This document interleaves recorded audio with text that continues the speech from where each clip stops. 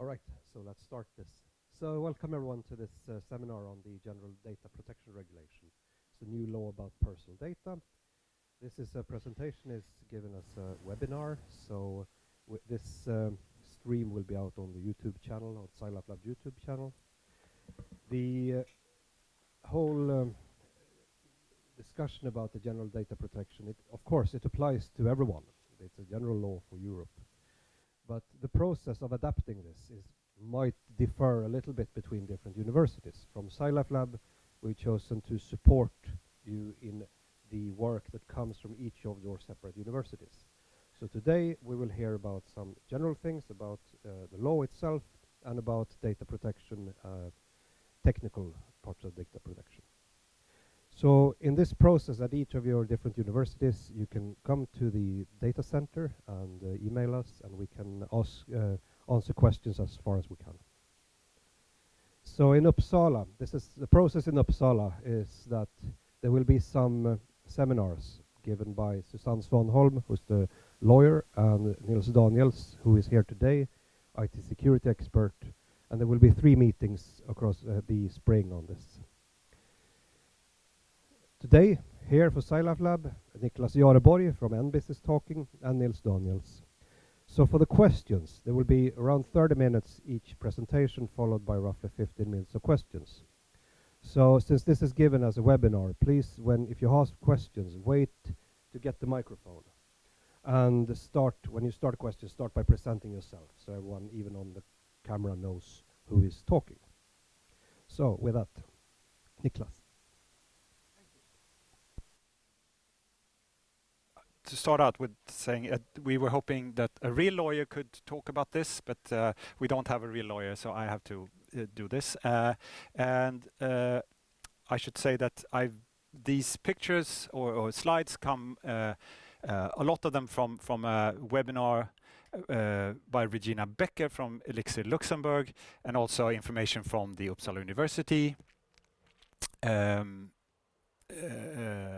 Information pages and the Swedish Data Protection Authority, Datainspektionen.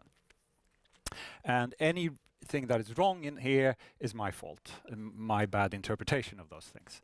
And I should also point out that this is not legal advice. So you cannot blame me for if you do something wrong, right? Right. So what is... Sorry? No, yeah. My father is one, so I've learned a bit. So what's this all about? Well, it's basically about doing what we already should have been doing, but when it comes to handling personal data, with the added twist that now is some extra pressure to actually do it, or else. That's my take on it, at least. And this highlights a bit of a problem, because this is about law.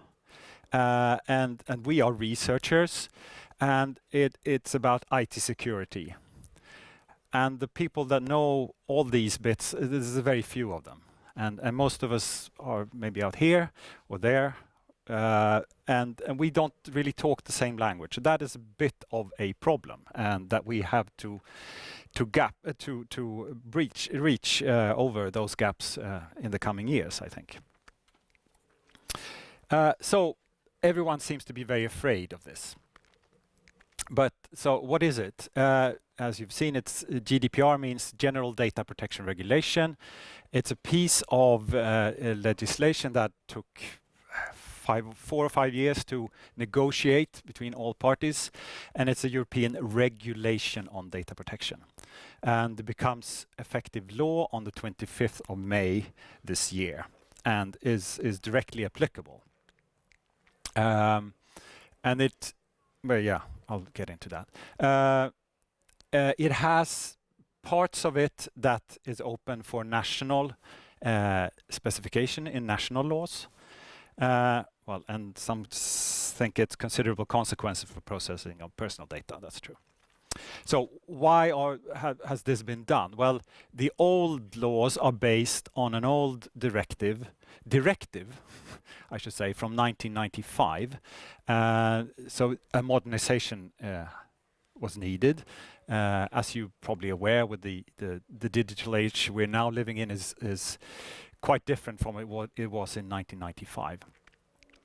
And what the GDPR does is it strengthens the right of the individual and clarifies the responsibilities and obligations for those that process the personal data.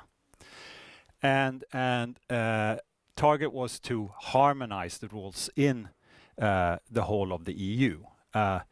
So even though we had a directive that governed what the laws looked like in the member states, they have been quite different. And it's not only applicable in the EU itself. If you process data from a EU citizen or resident, I'm not really sure about which, these laws apply regardless of where in the world you do that processing. So Facebook doing processing on your personal data will have to live by these laws. The consequences for Sweden is that we will have a new Swedish legal framework for data protection. Well, we will have the GDPR itself, the Dataskyddsförordningen in Swedish. There will be a Data Protection Act, the Dataskyddslag, as a general complement to the GDPR. And this has been proposed to the Parliament in February. I don't think a decision has been taken yet, but it will be.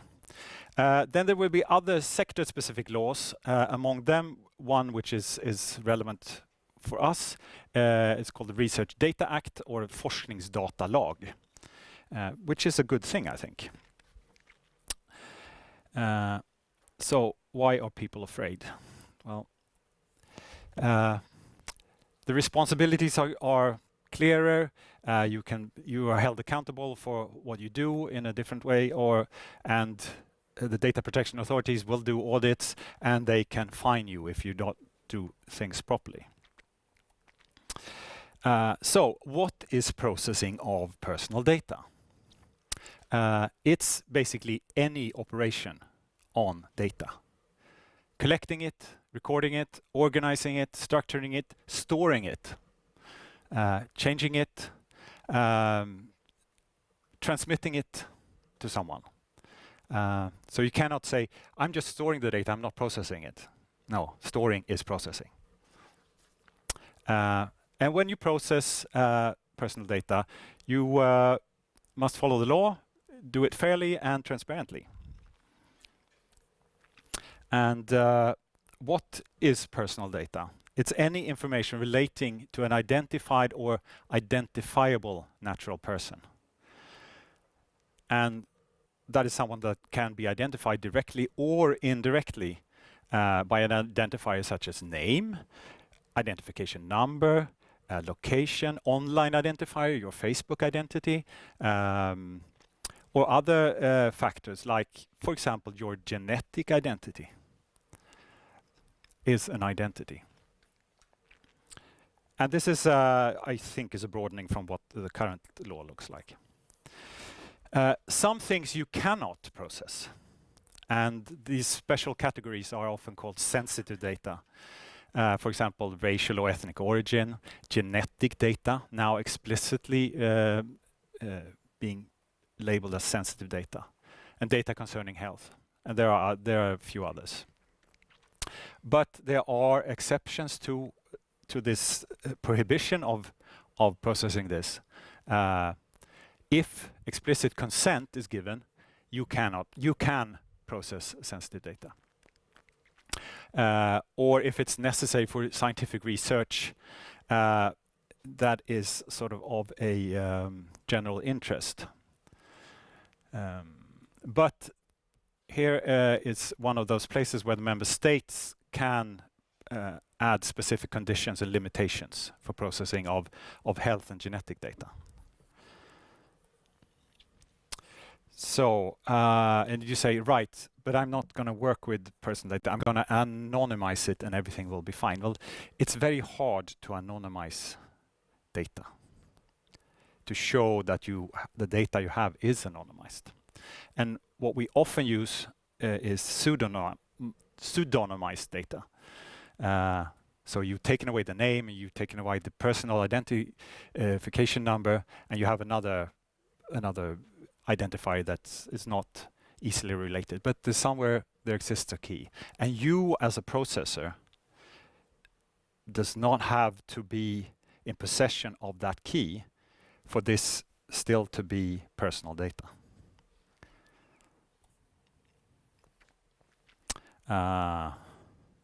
But if you can take away any identifying information in your data, then and show that, then you have anonymized data. And in that case, the GDPR doesn't apply. But sometimes this is what you often go down this route. Oh, let's try to anonymize it, and you spend a lot of time trying to really get it to be anonymized instead of doing the things you should do and keep it as personal data. So rather try to do it in a good way, adhering to the law, and not try to work around it. A few words about roles. Who has responsibilities and obligations? The person that determines the purpose and means of the processing is called the controller, or personuppgiftsansvarig in Swedish. And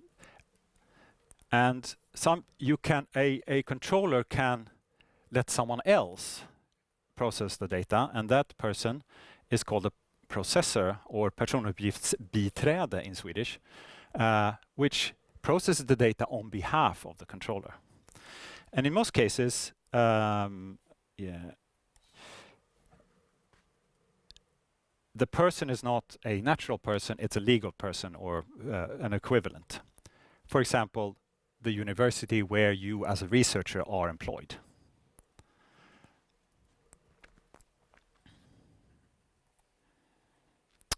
Yes, the supervisory authority. Under the old directive, they could notify you and give authorization for processing. Now they can do more things. They have the right to investigate and ban processing, and this is what everyone is scared about: the administrative fines. And the Swedish Data Protection Authority, Datainspektionen, will change name to Integritetsskyddsmyndigheten. Rolls off the tongue. So get used to that. So what are the changes? And there are probably more, but these are the main. So the responsibilities for the controller have been clarified. Now the processor have his or her own responsibility to follow the regulation. This was not the case previously. There's a role called Data Protection Officer, which will it's sort of the same as the personuppgiftsombud that we had before. It's an officer that each controller and processor appoints. That name would change to Dataskyddsombud in Swedish. And the legal position for this data protection officer has become stronger. And yeah, if you don't follow the regulation, you might be forced to pay fines. This is new. And you have to do an impact assessment to evaluate if there are high risk for the data you process. And you should also report any breaches to the personal data within 72 hours to the Data Protection Authority. The rights of the individual have been strengthened, and the security measures you have to take have been clarified somewhat. And also the rules for transferring data to third-party countries have become stricter. And third-party countries means countries outside of the EU, or the EES. So, and the whole GDPR builds on a set of principles that are sort of the cornerstone of everything. And the controller is responsible and must be able to show that you follow that principles. And so you have to decide a purpose for processing the data and stick to that purpose. And only collect the data that is needed, not more than is necessary for the purpose you have specified. And you cannot use the data for an incompatible purpose. And you should erase the data when you no longer need it. And make sure that the data you have is correct and updated, and that it's kept confidential and intact, not corrupted. And you must also provide or show that you have a legal basis for the data processing before you start it. And I'll come back to what the legal basis is. And you must inform the subject, so the people's data, whose data you process, in a transparent and honest way of what you are doing.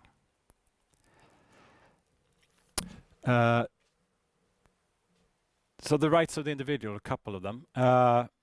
It should be possible to more easily understand the information about how the personal data is processed and what data is processed, so you can demand extract of the data. As a processor, you have to be able to show that you have consent from the people you process data of. And the individual should have the right or the possibility to be forgotten and have data erased. And this is stronger. And much of this, of course, comes from these big IT companies that we have now, and to put some pressure on them to behave and not misuse the information they have. So, legal basis. What can be the legal basis for processing personal data? First one is consent from the individual. There is to be able to fill a contract with the data subject. If the data subject asks you as a controller to do something, you of course have to be able to do that. There might be a legal obligation from some other type of law. If it's necessary in order to protect the vital interest of the data subject. Public interest is, I guess, newish. I'm not sure I can describe what that means in great detail, but anyway. And the last point is that it is necessary for the purposes of the legitimate interest pursued by the controller. And this I couldn't describe this for you if I wanted, maybe. Anyway, for research, the consent and the public interest are probably the legal bases that are of interest. And in most cases, it's the consent.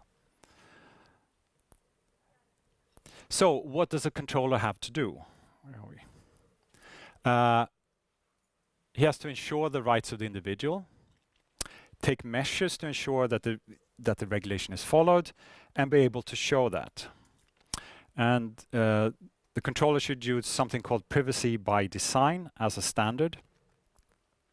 I think I'll get back to that.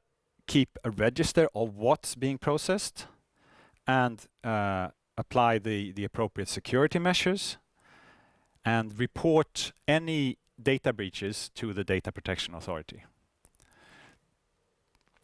And also perform impact assessment and consult the Data Protection Authority when deemed necessary.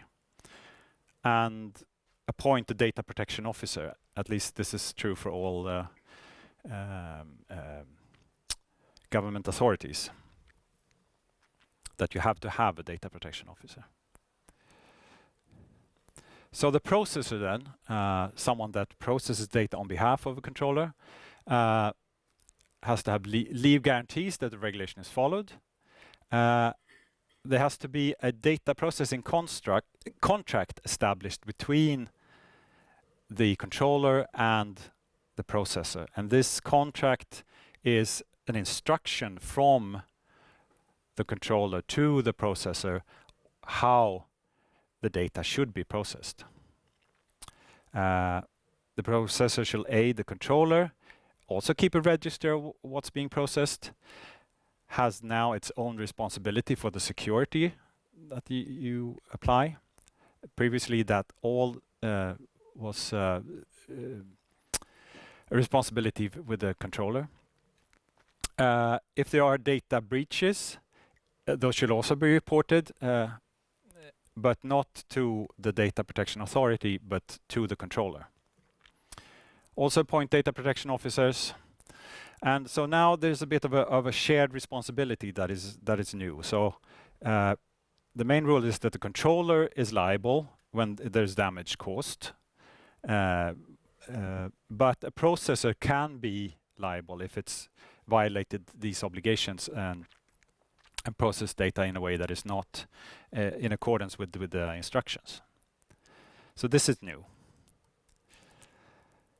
So what happens if you do things in a way you shouldn't? The Data Protection Authority has some means of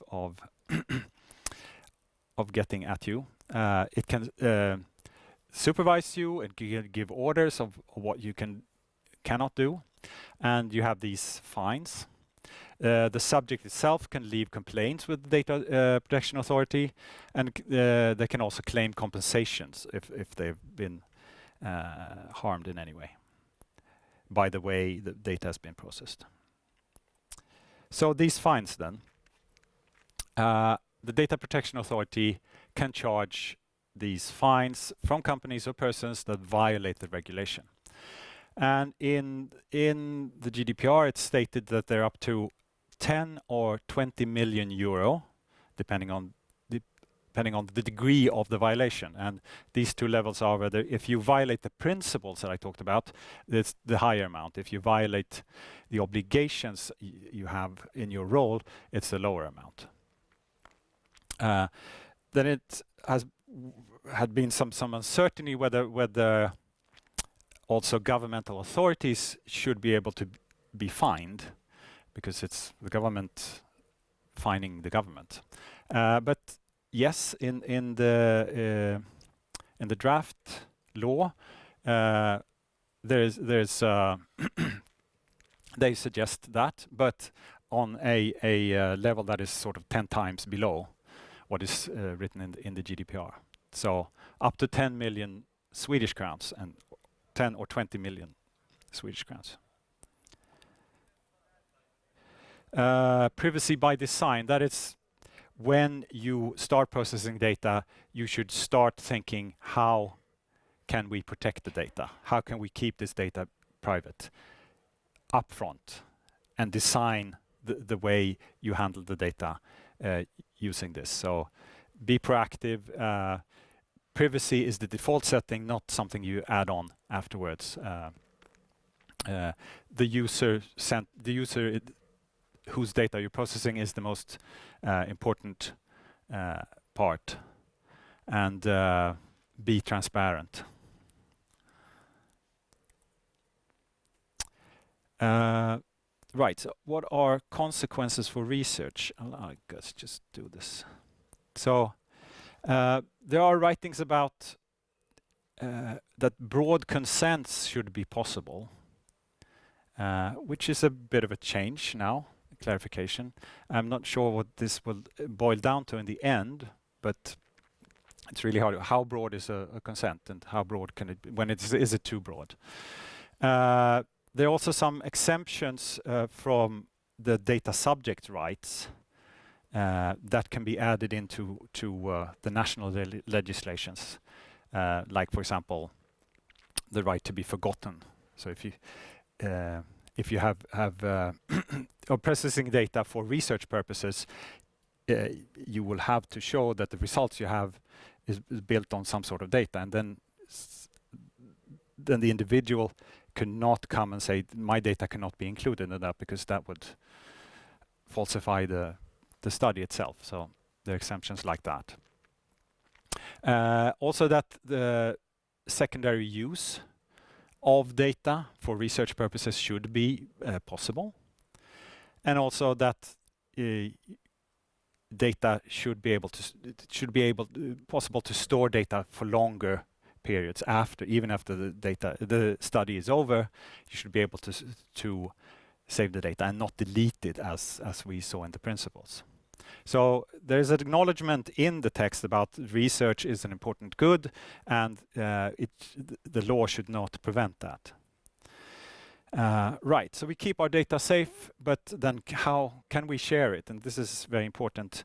For researchers, we have to share our data, and the answer is yes.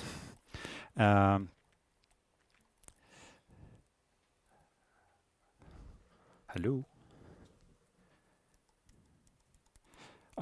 This...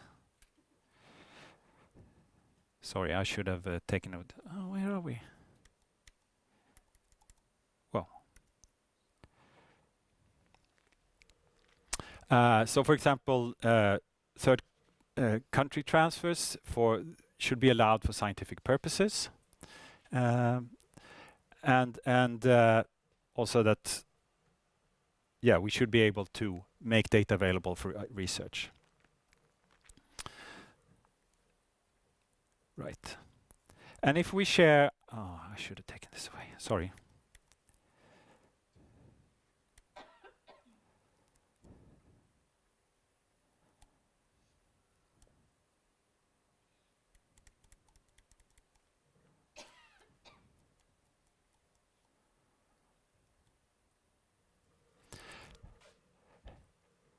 You can do this in different ways. Either the people you share the data will be processors, or they could be joint controllers, and there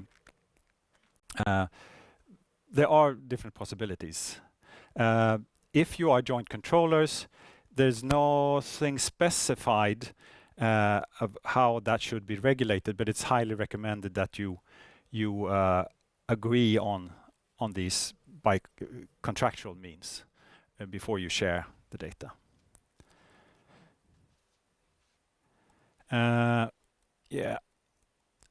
These are... If you want to share outside the EU, that's also possible, even though in the default is that it is not allowed. So the European Commission issues these adequacy decisions for that some countries are considered safe, then that's okay. And so there's a list of those. But it's also possible if you can show that you have appropriate safeguards established through different sort of means. For example, like standard clauses, standard contracts issued by the European Commission, for example.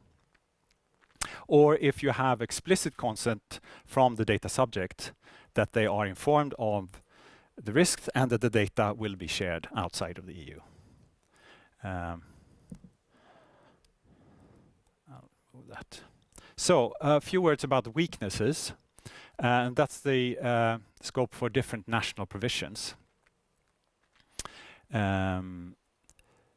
So the public interest as a legal basis for processing personal data needs to be based on member state law. So that might differ. When public interest is public interest. Also, the exemptions from the rights of the individual referred to in these articles, like the right to be forgotten. Also subject to national laws. Definition of what safeguards must be taken is also that. And also the processing of special categories for research. This is a special condition of that, I'd say. So we already know now that in Netherlands you can only process based on consent and not on public interest, it seems. In Germany, Austria, and Luxembourg, you shouldn't be able to process genetic data. It's very, or any special conditions. Secondary use, you would need an approval of the Data Protection Authority for secondary use. But in Luxembourg and Netherlands, that's not the case. So this is all a bit wishy-washy. But so we'll have this situation still with different laws. So this is an example of the complication of this. Let's say we have a Swedish data controller. We have a multi-center study from France, Belgium, and Denmark, and we deposit samples in a biobank in the Netherlands, and you host the data in Spain, and someone from Italy wants to access this information, which laws applies. So, but so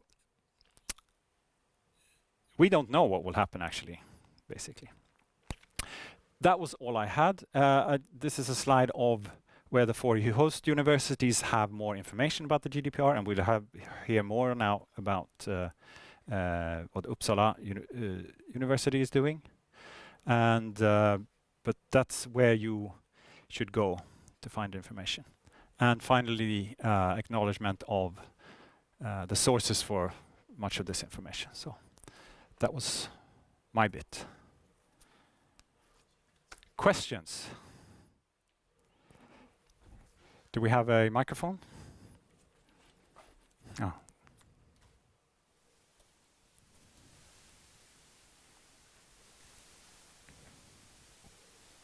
Yes, hello. Hi.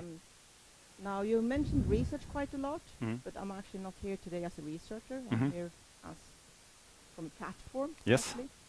And if I understood right, all these laws and the new regulations also applies to all the user information we have as a platform. Yes. I mean, for us, is perhaps not the research question that's a big concern, but how will we deal with all the information we have about our users? Do you have any comments about that? Well, it's personal data and you have to handle it. It's probably not sensitive personal data, but it's personal data. So you have to apply the appropriate security measures and report that to the Uppsala University Data Protection Officer. And I don't know, Niels perhaps will talk about that a bit later, like how we will deal with that kind of information. Yes, because yes. I'm from one of the larger platforms and Yes. we have a lot of it. So both how we use it on, I mean, we use it for customer service, we use it for sending out just general information. On top of that, we have a lot of information from workshops and seminars we have, where we have participation lists and things like that. And so I think that's our major concern, actually. So basically you had... Yeah.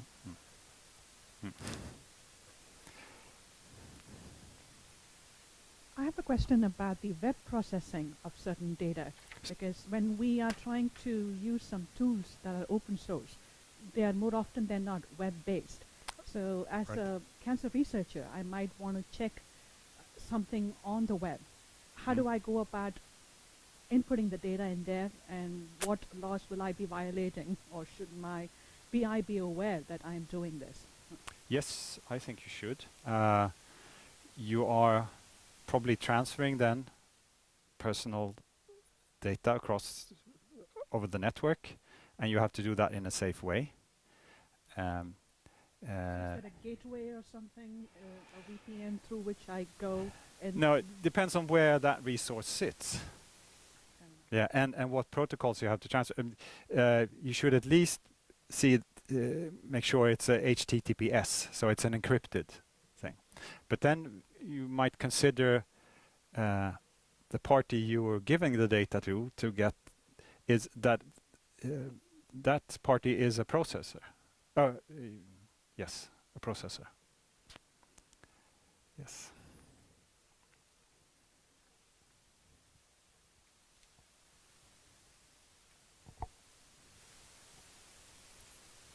So I'm also from the platform. We have lots of data that is describing the quality of the samples like concentration and volume and stuff about the samples. So it doesn't say anything about the person that the sample comes from. Is that personal data or no? Good question.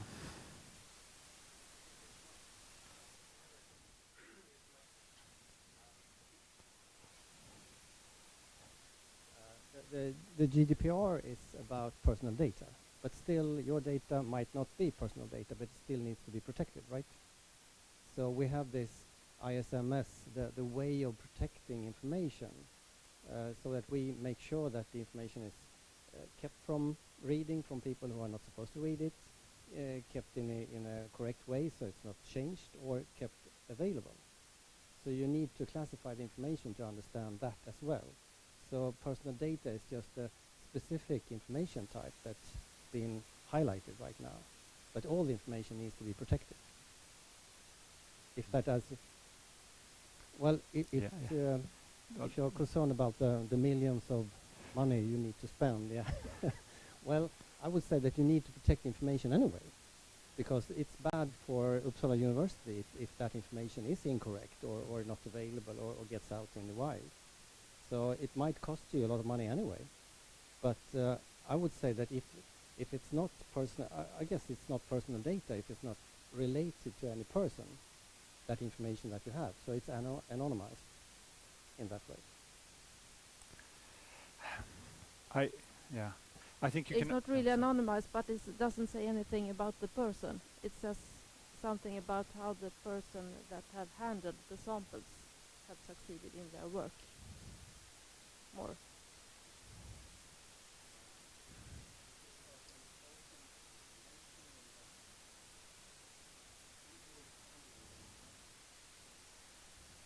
The engineers in the lab.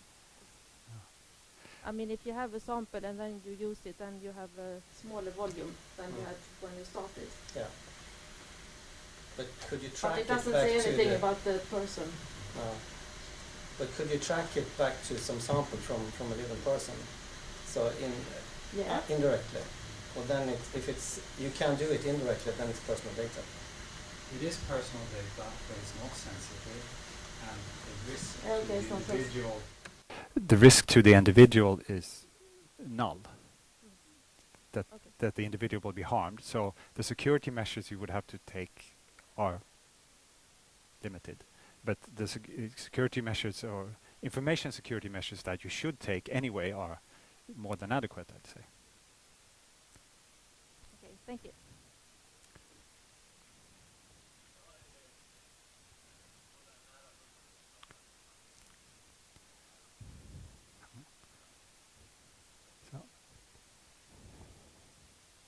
I have a question about keeping the data. Mhm. So in the beginning, it was a point saying that as soon as the study was finished, you were supposed to delete the data. And later, there were some points saying that if it's research related, you can keep it for a little bit longer time. I see a little bit of a problem here. If you do a big study and you publish it, are you done then? Can you delete all the data suddenly? And then if a researcher asks something about your data, you don't have it any longer. And you say, okay, it's published, and I cannot keep it. Isn't that a little bit of a problem? Yes. Well, no, I mean, you should. There are other laws governing that you should store the data on which the research is based. So you should follow those laws. So you should save the data. For these purposes. Does that answer your question, or? Yeah, Yeah. I guess it depends a little bit about what the data contains and Yeah. what you really do with the data. So Mm. I can understand that you should remove it sometimes when you're done with it, Mm. when you don't need it. Of course, at the same time, you need to be able to show what you have done. Yes. But I think it will come down to that you define how long you should actually keep that data. Yes, that's a good way. But then we have a discussion that is outside of the scope of the GDPR, and that is the open access to research data. And you should provide your data for others to reuse. And there is maybe not a date when you can say that it should be deleted.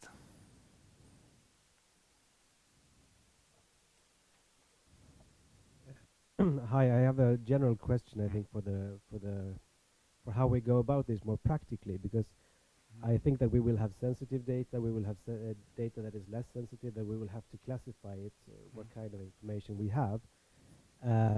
But I wonder when we will get any kind of recommendations as to what security measures we have to take based on our classification.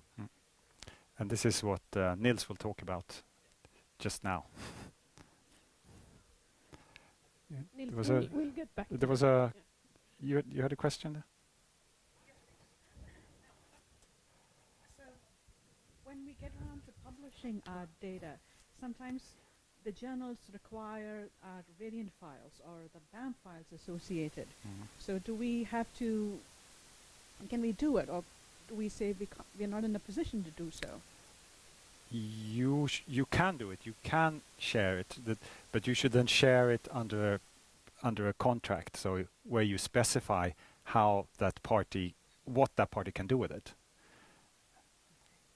So So- it can be published and it can be Yeah, stored yeah. in NCBI. Or And now this is a side discussion, but there are international repositories for controlled access to human data, and we're building a Swedish node of that. So we will try to make it possible and easier for you to publish that data. But publish in the sense that you can find that the data is there, not that you can download it, that anyone can download it. Elinor, should we one Yes, more? well, just to say Okay. something about that one, I think it's relatively clear right now. If the question is about the archives at EBI and NCBI for depositing the human genetic data, that's actually, unfortunately, not something we really can do that now Yeah. legally, because we don't have the data processing contracts with those entities, and yes. they are not prepared to sign these contracts. So, but this is what we're working on in Sweden to set up repositories that you can deposit the raw data in Sweden, and that would be legal.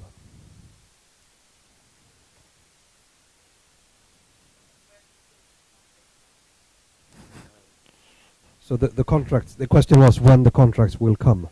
And actually the contracts to those original will probably not come, but what we're going to do is set up services located in Sweden. So instead of sending raw data to England or to the States, we can deposit the raw data in Sweden, and we can have set up the data processing contract with a Swedish organization that will manage that. And that's coming, that's up.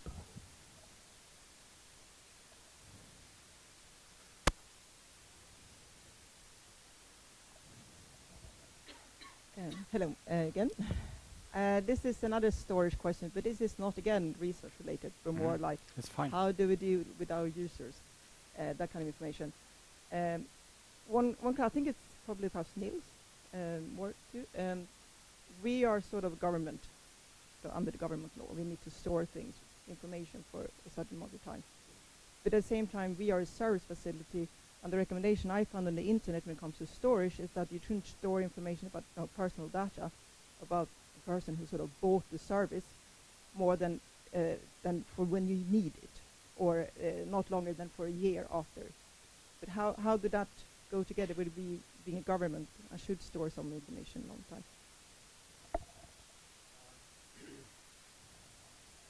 I guess it depends on the information. I mean, if you store information about your results and things like that, you need to keep that as a government, as you say. But if you have students that chat in the forums or things like that, that information doesn't need to be saved, especially long, I guess. So when they end their work at or studies at the university, they might say that I don't want to be here anymore, and they can ask for what kind of information do we keep that is theirs. So it's going to be a huge task to find that information and give it to them and say, this is not something I want to be stored or saved, so please delete it. So it's going to be a lot of different types of information. So it's difficult to say that anything should be deleted, but every information that you have needs to be assessed to see how long is this, do I need this information? I will talk a bit more about that later. I have a second question actually. Yeah. Too. Is the whole about that we need to have agreements with third parts and other countries. We use a lot of services too, like Mailchimp and Monkey Survey and things like that, to send out emails and send out service. And many of them are not perhaps in Sweden. Do we have any agreements with them from a university perspective? Should we have, or will the university make sure of it, that we have that? Because I mean, the university is the one who I understand is legally responsible here. Are we under the university? Yes. Yeah. Yeah. This is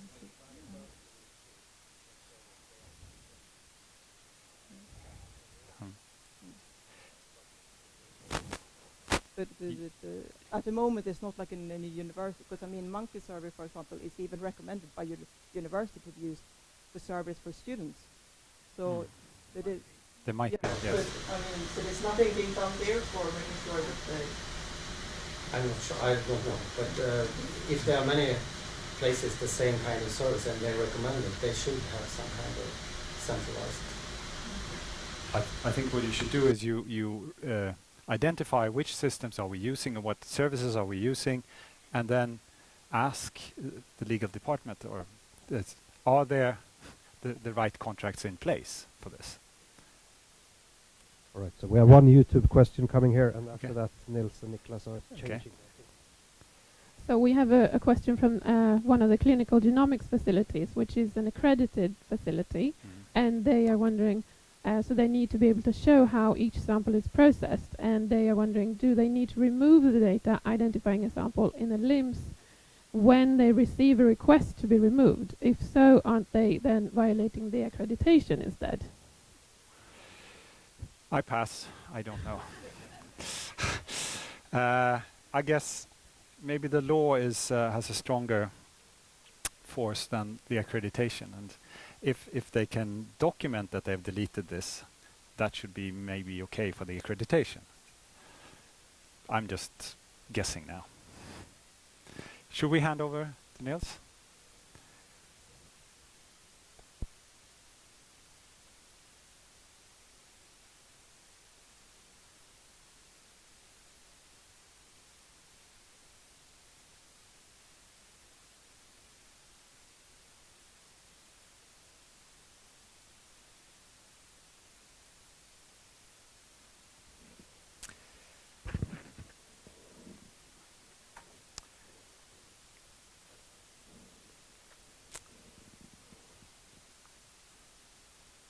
Jag har fått instruktioner att stå på den här sidan medan jag visar bilderna, så att, då gör jag det. Nils Daniels heter jag, kommer från ÅF.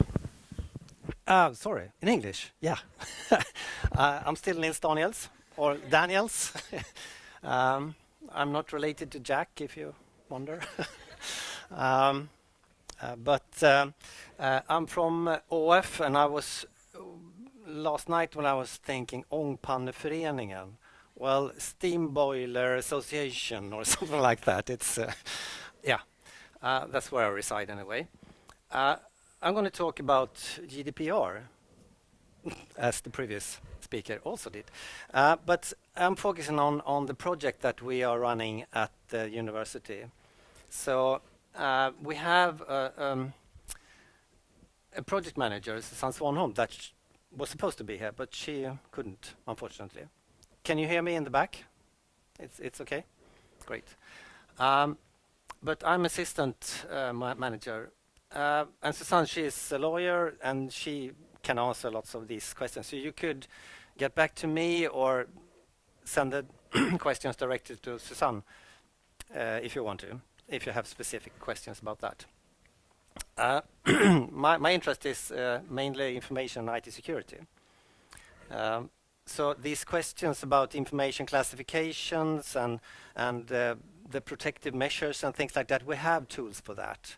So if you haven't started that, contact me because you need to classify your information and understand where your information resides. And the project is run by the legal department with Per Abrahamsson as a project owner. I'm going to say a few things about the news that talking to personuppgiftslagen, since that was a directive and that directive wasn't, well, the different countries had different ways of defining their own laws for this purpose. And as mentioned previously, it's the same for every European country nowadays. But the data portability, I mean, people have been able to move their information from one place to another previously as well. But and here is a kind of interesting thing, because the person can, if he asks questions in a digital way, they should have it in a digital way, so they can get that information and give it to the new place where they want to move. If you have a telecom operator or things like that. So you could get that information, or if you go to the dentist, you could get the records or whatever to move to some other place. But previously, or rather, there is another law that says that you might get it in paper. And these laws kind of have to be merged to see how are we going to deliver the information. Is it going to be digital or in paper? So this law says it's going to be digital, since it's going to be easy for me as a person to get the information and give it to someone else, to just enter that information. So this law is focused on the persons, on the people whose information we are handling. And also you should assess the consequences. What might happen to this person if this information that I handle gets out to someone else, or it's not correct, or it's not available when I need to take decisions or whatever. So, but I would say it's not just sensitive data that needs to be assessed. You need to think about it all the time. Do I need this information? For instance, everywhere I've been going lately, I've been looking at the places where you sign in. You enter your name, you enter your registration for your car or whatever. And nowhere have I seen why I'm entering that information. What's the purpose? What are they going to do with that information? Are they going to send me some commercials or send me spam or is it really to make sure that I don't get a parking ticket? Do they need that information tomorrow? No, they don't. Or if it's going to start a fire in the building, I'm not there tomorrow. Do they need that information? No. So it should be stated, the purpose of it. I've seen other places where I was following a friend who's been to this place several times. And when he gets there, he gets the question, oh, it's you again. Oh, do you have the same registration number? Yes. So they keep the information. But then they have to state why they keep it, because it's easier for him the next time he gets to that information, to that place. But they need to have it in writing so that I know it. It's going to be easy for me as a user to understand why they keep the information. And that goes for all of you. When you handle information, do I really need it? If you have logs for a system, for instance, is it necessary to understand that it was this person who did that, or is it interesting to see how many people did it at this time? So it might just store a counter or whatever. So there are a lot of people I've been talking to that they kind of start thinking and say, oh, I don't need to have personal data stored. Or if you get the information, if you have a revision of your salary, and they go to this system and they want to take it out to this Excel sheet and work on it, and then this system just dumps a lot of information. Too much. Do you really need that for finding out what the new salary is going to be? Where they live or whatever. It's not necessary. think about it when you handle the information. Not too much, just enough. And this about reporting incident and breaches within 72 hours. If you're a processor, or rather, if you're a controller, that applies. But if you are a controller, sorry, processor. So if you're handling in the second stage, it might be shorter time. So the agreement might say you have 24 hours to report information, since I, as a controller, need to report within 72 hours. So I've seen these contracts even now stating that we only got 42 hours or something like that to report the incidents. So the university is creating these generic agreements so that you can use them as well if you are a controller or a processor or going to use processors in your where you are. And we have a data protection officer, Jakob Håkansson is his name. So you could start asking him questions right now, if you want to. If you have questions. We talked about that, or rather, you did. I have this picture. I found it some 2 years ago, but I haven't seen it since. And I'm kind of sad that I haven't seen it, because it's going to be easy for me as a customer or something. If I get to this, if I start using Google or asking for searches, because Google is one of the places where people have said, oh, please, I've searched for this type of things, and I can see that they find a lot of things about themselves that they don't want anyone else to find in the Google search. So I think about 500 million people have asked Google, please remove me. And they have kind of assured to make sure that they have to analyze the cases to see, is it correct to remove it? Is it something that's not good for this person? It might be things that they haven't put up on the net, but since Google can find almost anything, they will find bad things about almost anyone. So but the thing is, like, it's got to be very easy to find out if this service is selling my information to someone else. How many have a PC with Windows 10 installed on it? How many have installed it themselves? Have you read the agreement, the EULA, End User License Agreement? Well, it's not like this. It's kind of, have you seen the Star Wars movies when the text just flows and flows like that? And when I got down to half, somewhere, I saw this, that the information, they collect a lot of information about me.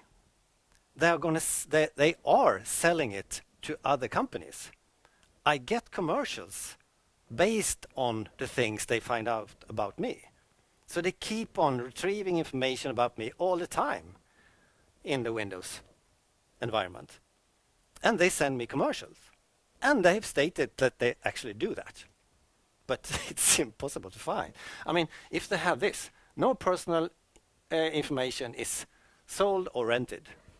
So, well, this is a green thing here, but it should have been a red cross, of course, in that sense. And also this one, no personal information is leaved to commercial third parties, another red cross. But it's almost impossible to find that. So it's got to be a lot easier for the persons like me to understand what this service is doing to me. So you should think about this too when you have services. Will I get red crosses or green ticks in this one? So it's the questions you need to ask yourself. You've mentioned them as well. Am I handling them legally and transparent? Do the people, if I have some kind of research, and I have an interview, and they sign this agreement about I'm going to do research about this. I'm going to keep your records for 10 years. But then after 5 years, you find out that information could be used for other types of research. Then you actually need to go back to them and ask, do I, or is, I don't know if the new law is going to change that, but as it is right now, you need to go back and get consent again for the new research you are doing. Or if it's perhaps within the scope of generic whatever. It's difficult for me to answer that, since I think about mostly about this little point here. Is necessary information and IT security measures implemented? Do we have SSL? I mean, firstly, what type of information do I have? Where is it? Am I sending it? Am I getting it? Do I have agreements for the person I'm delivering the information to?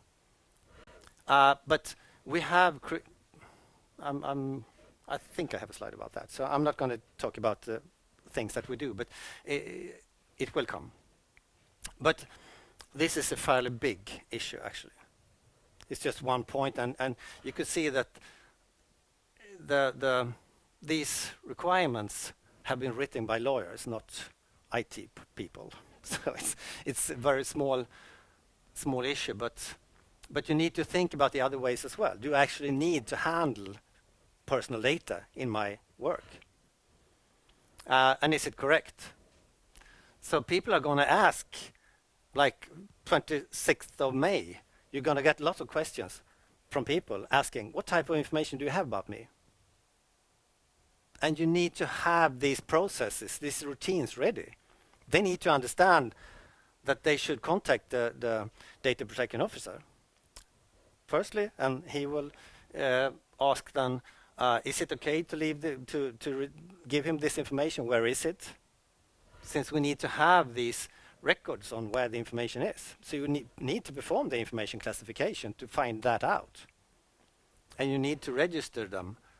And I think next week or something like that, it's going to be forms that you can fill in where you state what type of information you have, why you have it, and so on.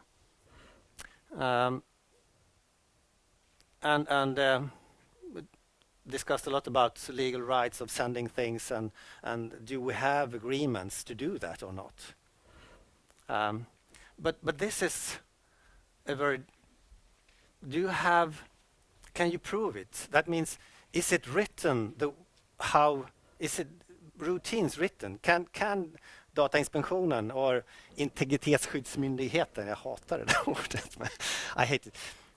But because they are going to ask for the routines, can you give them to me? It's going to be documented. How is this performed? When these people come and ask for their information, is it documented how the process is going? Do you have routines on evaluating if it's okay to remove the information or not? Do we have boards to analyze that, or do you just remove it? I mean, it's got to be documented so that it's being handled properly. But what we are doing is, in this project, they started by making this a management issue. Because I've seen in other places where it's not a management issue and nothing's happening. But here I find that people are really eager to make sure, it's got to be the millions, I guess, but still, people are interested. I get so many questions when out there, and people really want to be able to handle this. And educate and spread the knowledge. Well, I don't know if it's my 30th time or something like that talking to people, but I love it. I think it's I get to learn a lot of things by your questions, and I think it's very good. But as I said, the information classification is to identify where we have personal data or sensitive information in any form. I mean, the thing we are doing is focusing on personal data, but as I said earlier, you need to protect other information as well. If you have some kind of big databases that you use for purposes that are necessary for the university, that doesn't include any personal information, well, I guess it's sensitive in some way that it's not getting out. Or if it's correct, what's incorrect? What will happen to your environment if it's not correct? Or if it's not there when you're going to take a decision. So it's the same type of, you need to classify every information in the same way in order to make sure that you have the right protective measures. So what we've been doing is create these security measures to create best practice lists depending on how sensitive the information is of getting out. How sensitive is it to that information is correct, or if it's not available. We have different measures that needs to be in place for all these places. If you send information somewhere, you need to make sure that where they receive the information, that they handle it correctly, so it's not getting away from their place. That's why we have these contracts, to make sure that the processor on the other end knows what to do with the information. The same way when you are a processor and gets information from someone else, you need to understand what is sensitive about the information. Can I leave it in Dropbox or Sonetbox, or what can I do with it? So what we are doing is, when we see where the information is handled, we can see that it's within these systems, IRMA and GRUS and whatever, and how secure are they? So we are checking their security measures in order to, because we know what type of information, the information is classified. So we know how sensitive that information is that is being handled in those systems. But we haven't checked all the systems then. We don't know exactly about all the mail systems, for instance. You need to understand what you can send in an email, right? Not just sending information. Is it protecting good enough? Or like they have in some places, they have this crypt share. Instead of sending it by mail, they encrypt information and store it in a third party that is verified as safe to share it that way. Or can you have it in this SharePoint solutions, or this M:, or whatever your drive is called? Is it safe enough? What kind of security measures are there? So you need to find out, using these classification methods that we have, to find out if it's safe enough to store this information in that place or not. And also perform gap analysis, where you find out that, okay, they haven't strong authentication, they haven't logging enough, they're not encrypting information or whatever. Then we perform this risk analysis to find out what kind of risks are we. Can we handle the risk, or should we use something else? So we get good instructions, these policies, and they're working on an email policy, for instance. So there's going to be a lot of these instructions on how can you work at your site. So we get these policies and information texts, and also these consent forms and other templates. That it's going to be easier, so that we don't sit and invent the wheels at every place. Data protection officer is appointed, as I said, Jakob Håkansson. And then this, we need to have a register list. So that's where these forms come in. That's going to be on the web, when you handle personal data, you need to fill that in, so that we can find where is the information when the people comes and asks.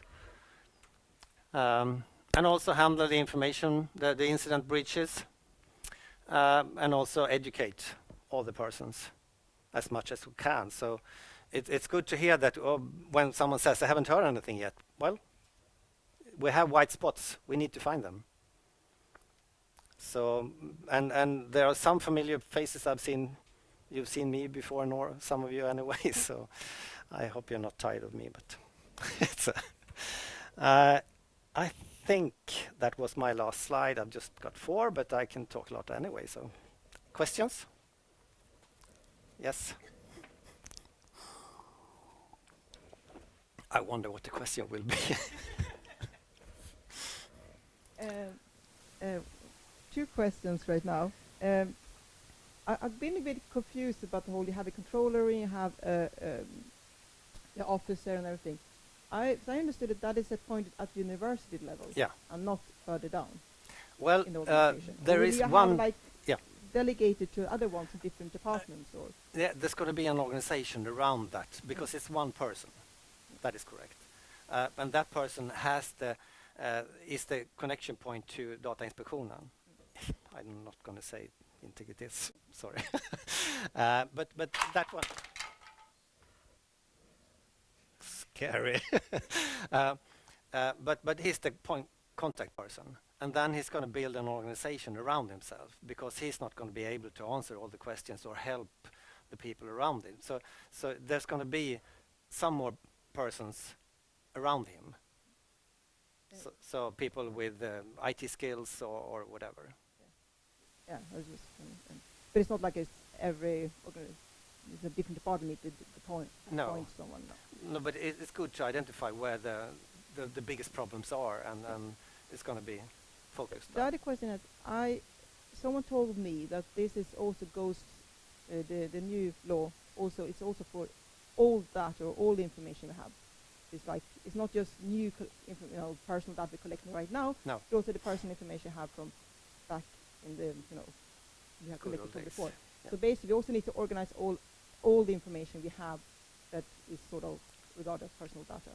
Yeah. Like if in our case, it can be reports and contracts and whatever, where we have a name or an email address in.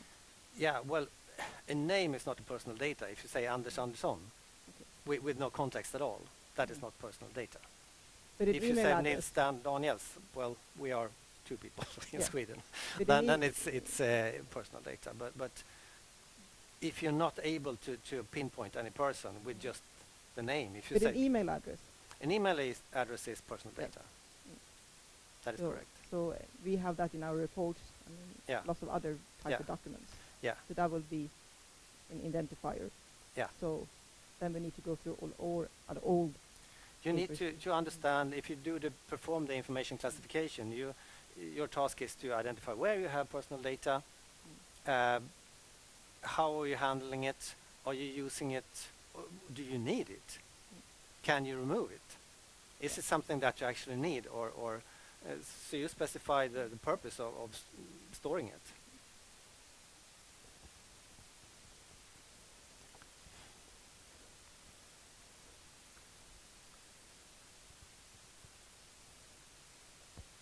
Yeah, so related also to old data, you mentioned that this refers to digital information, but old data could be stored in paper form. Does that mean that would need to be digitized as part of this?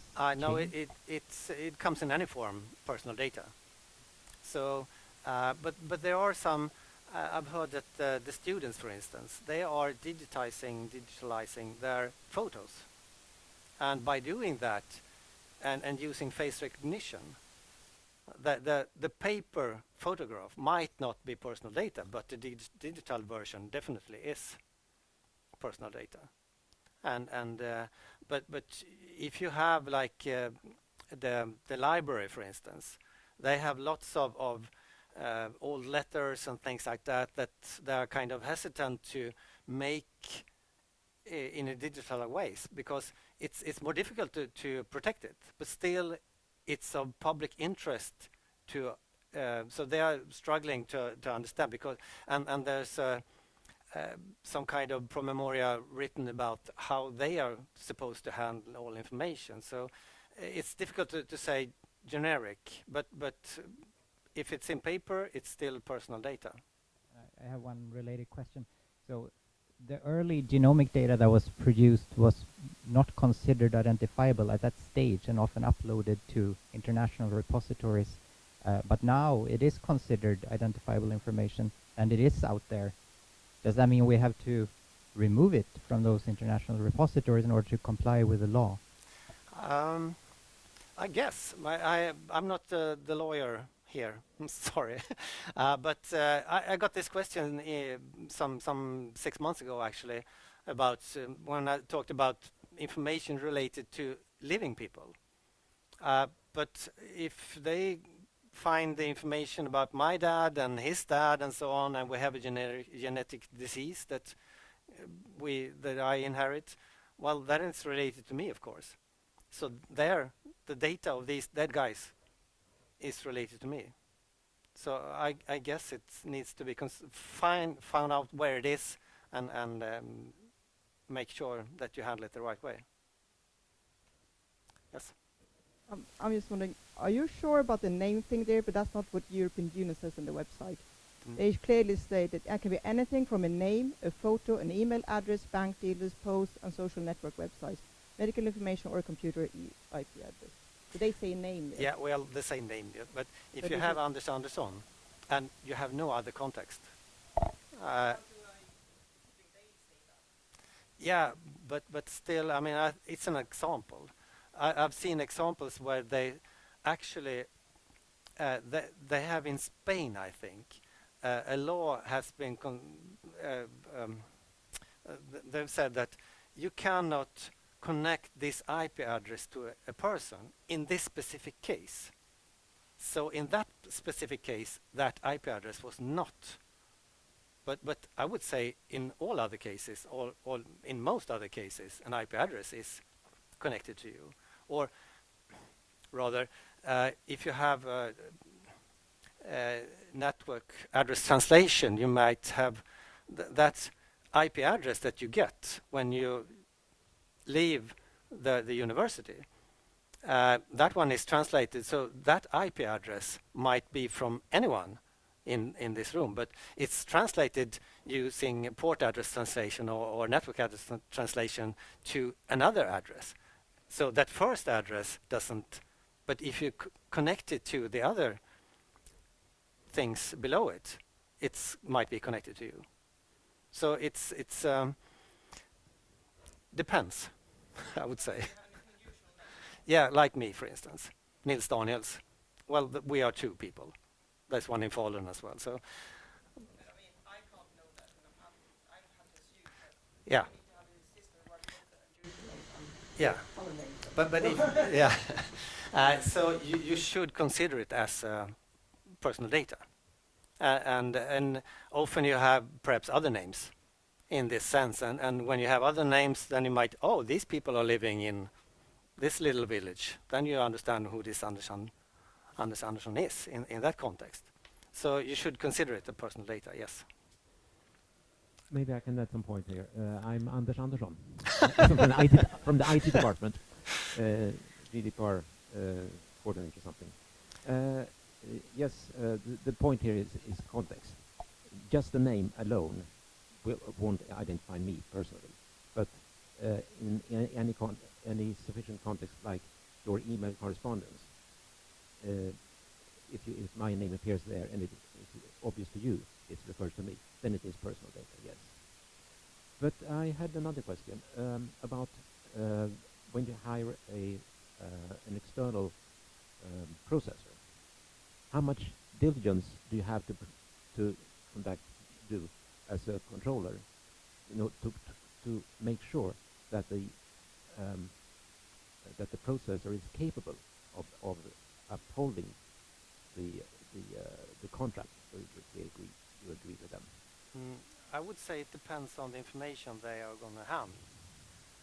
If it's sensitive data, you need to make sure very much that they actually can have the right security measures. It might be that you actually make some kind of background check on the people working there or whatever. So it depends on the contract or the sensitive information, how you define the contract. I work with the government, with the military and things like that, and we need to do background checks on everything, and they have very specific agreements on how we should handle the information. So it depends on how sensitive the information is, I would say. I have an example there because I've been participated in the SCOPIS project with research regarding lung and heart diseases. They stated that the information was to be processed in a safe manner. They clarified that it was going to be protected, and then they asked me to provide some data across the web, across the internet in unencrypted form. They had hired a processor who didn't even understand what encryption means. No. Okay. And that happened twice. Yeah. Well, as I said, the university is providing some kind of generalized agreements that you should use. And hopefully they state this type of things, what type of security measures need to be in place. If you have an ISMS, for instance, that handling information in a correct way. If they are certified according to ISO 27000, for instance, then they probably handle the information correctly. But if they, I think it would be good to have some kind of minimized setup of questions to ask them to find out if they are really understanding what they are handling. And do we need to know whether they are US-based or Europe-based? If they are in the US, based in the US? Well, the law applies if they are based in the States and they are handling European persons' information, then the law applies. And then they be subject to a US authorities, subpoena. Well, I should have Susanne here. I would Okay, say. maybe for a later session. Thank you. Yeah.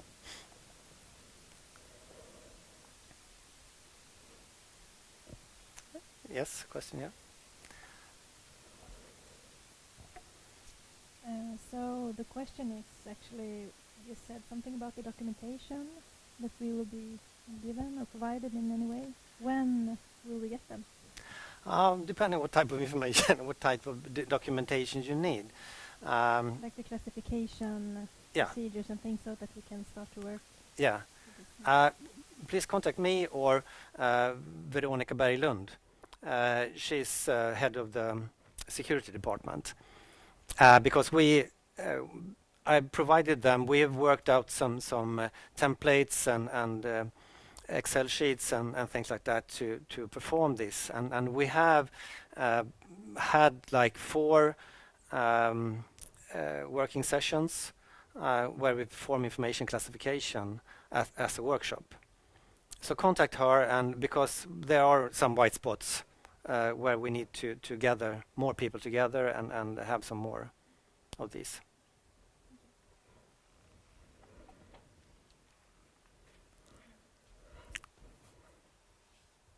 Do you know everything about GDPR now?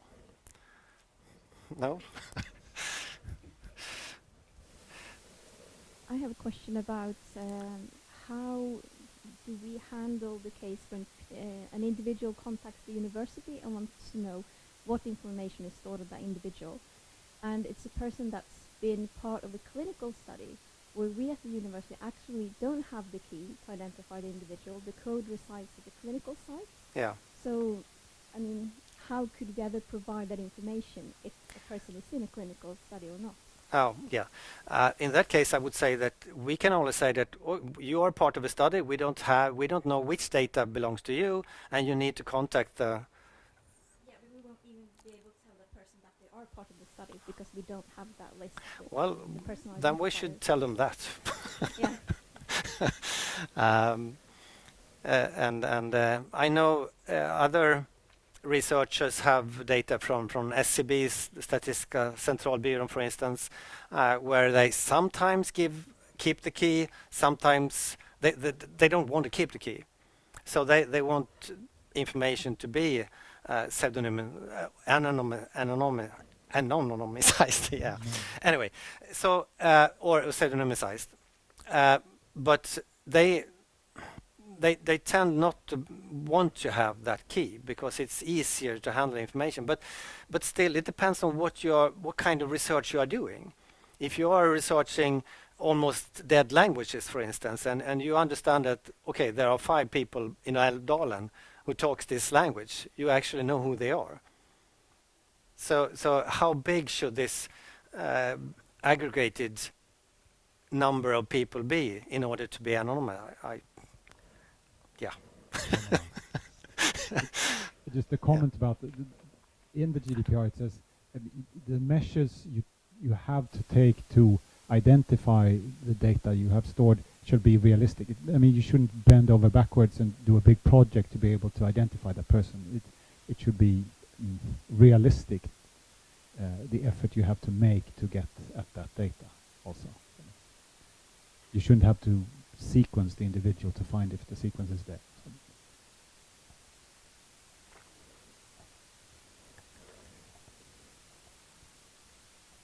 So can these rules be consented away if the individual says that, you know, it's okay to put my data anywhere and do anything with it?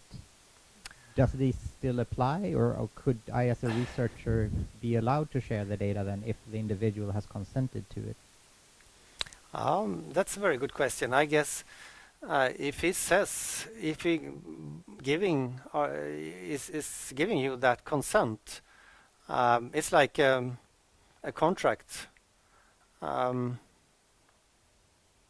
I think I should have to bring that question to Susanne because it's very difficult for me to answer it. But what would happen in a legal way?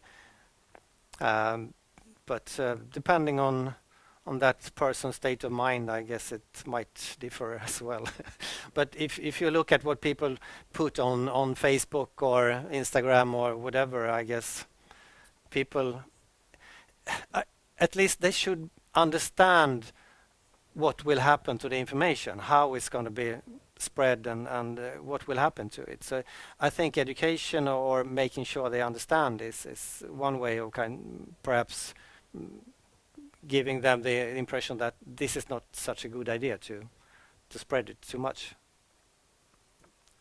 I'm guessing now, but I think that if you have an informed consent of that type where you go through the risks and describe that and you can argue legally that the security measures which you have taken, which are not very high at all, are enough, but you have documented that the subject agrees to this, and this is the way we're going to do it, and then you have that documented. But again, I'm guessing. Well, as you say, I think if you perform a gap analysis, a threat and risk analysis to make sure that everyone involved understand this type of things and consent to it. But still, it might be a legal issue anyway.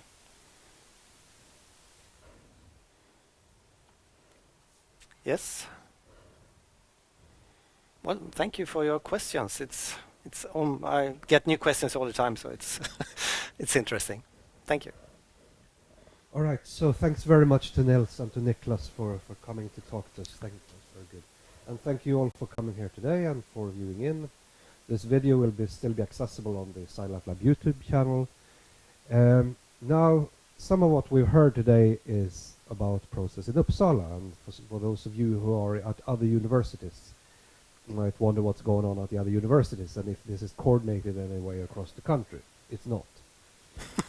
Not yet. The same law applies to everyone, so we can at least hope that the same type of measures that we're doing in Uppsala is happening at the other universities as well. At the data center, we are helping out in the communication with the legal departments at the different universities. So we will take questions. We can help in the communication between Scilab Lab service units and researchers with your legal departments.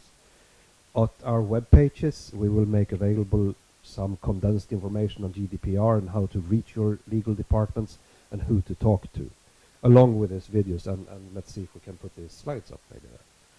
And if you have questions, please send them in, and we can pass them on and answer to our to the best we can, and sort of dynamically add the information there that applies to your questions. So thanks a lot, everyone.